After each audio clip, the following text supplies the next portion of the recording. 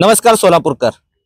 सोलापूर येथे मागील 3 दिवसापासून महिलांसाठी जी लॉन टेनिस स्पर्धा सुरू आहे इंटरनॅशनल रँकिंगसाठी, त्या स्पर्धेच्या वार्तांकनासाठी लोकप्रवाह मीडिया इथे आलेला होता.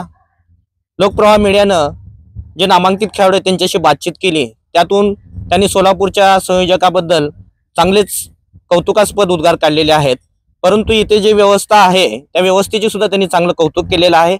त्याच पद्धतीने त्यांनी एक तक्रार केलेली आहे, अगर रोड्स अच्छा हो जाए तो और अच्छा होएगा, बहुत कंप्लीट हो जाएगा अकेडमी. की जो क्रीडा संकुलामध्ये रस्ता येतो तो महापालिकेच्या हद्दीत असेल तर महापालिकेने दुरुस्ती करावा, क्रीडा अधिकारी संकुलाच्या हद्दीत असेल तर त्यांनी तो दुरुस्त करावा, अशा पद्धतीची मागणी त्यांनी केलेली आहे. कारण ह्या जर रस्ता आपण पाहिला तर त्या रस्त्यावरती बरेच खड्डे या ठिकाणी दिसतात आणि कच्चा रस्ता आहे. एवढी मोठी स्पर्धा या ठिकाणी मागील 10 वर्षापासून होते, परंतु या ठिकाणचा रस्ता इंटरनॅशनल खेळाडूंसाठी व्यवस्थित दिसत नाही असं त्यांचं म्हणणं आहे. तर आपल्यासोबत या ग्राउंडवरती जे दैनंदिन प्रॅक्टिस करतात त्यांचे कोच इथं आहेत. त्या काय सांगाल आपण? आपलं नाव काय? नमस्कार, मी उमेश बडगेर. मी इथं 2009 पासून कोचिंग करतोय. तर इथं 2011 पासून रोड परत झालाच नाही. ज्यावेळेस प्रणिता शिंदेने केली ती 2011ला, तिथून रोडच झाला नाही. आणि वर्षानुवर्ष इंटरनॅशनल टुर्नामेंट होतात. इथं खूप फॉरेनचे, जपान, चीन, थायलंडचे प्लेयर येतात आणि ते आपल्या रोडला नाव ठेवून जातात. इथून गेली की परत पुण्यात जाऊन हे विषय काढतात की बाबा हा इथं रोड असा आहे. तर हे लवकरात लवकर रोड व्हायला तर खूप नशीब आणि चांगलं होईल टुर्नामेंट. आपले जे काय खेळाडू आहेत, किती खेळाडू असतील तिथं प्रॅक्टिसला? इथं मॅक्झिमम 50 ते 60 प्लेयर असतील, डेली प्रॅक्टिस करतात. आपल्याकडे नॅशनल वगैरे झालेले पण मुलं आहेत सोलापुरात. रोड व्यतिरिक्त अजून काही समस्या आहेत का या लॉन टेनिस खेळाडूंसाठी?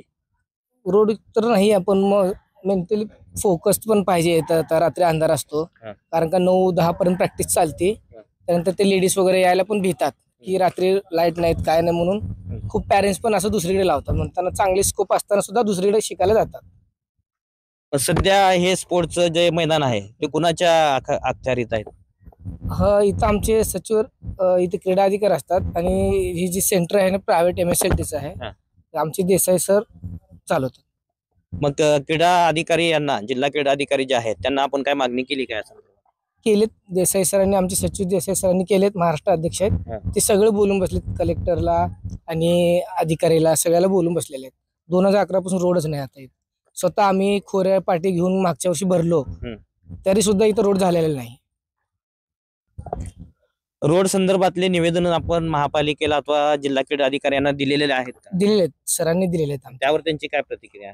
त्यावेळेस तर करतो म्हणतात, 1 महिना 2 महिना असं म्हणतात, पण आतापर्यंत झालेलं नाही. मी तर 2008 पासून आहे. या ठिकाणी नामांकित खेळाडूंशी ही लोकप्रवाह मीडियाने बातचीत केली. त्यावेळी प्राधान्यानं त्या नामांकित खेळाडूने येथील सर्व व्यवस्थेबद्दल चांगलं सांगितले. परंतु जी रस्त्याची सुविधा आहे, खडकाळ रस्ते आहेत, खड्डेयुक्त रस्ते आहेत, त्या रस्त्याविषयी त्यांनी नाराजी व्यक्त केलेली आहे.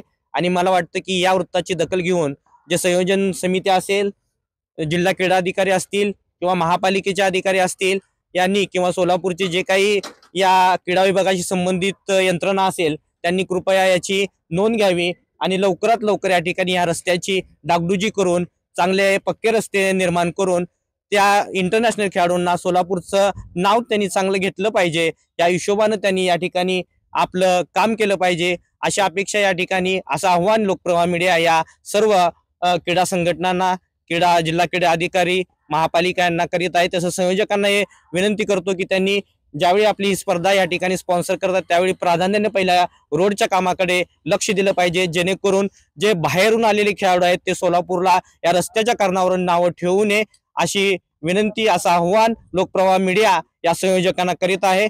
धन्यवाद या ठिकाणी आपण सविस्तर माहिती दिल्याबद्दल. लोकप्रवाह मीडियासाठी अश्वथसह सचिन गायकवाड.